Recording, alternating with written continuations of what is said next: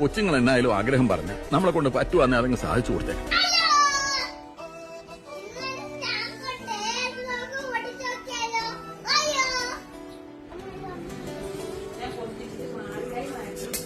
ഇത്രയും ദിവസം വലിയവരുടെ ഡ്രസ്സായിരുന്നു.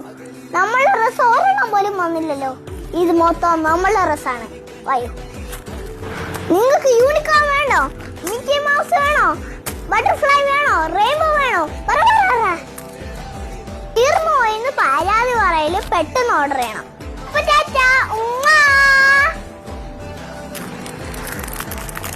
അമ്മ ഇതാ വലിയവരുടെ ഡ്രസ്സാണോ? എനിക്ക് ചേരാൻ പറ്റുന്നില്ല.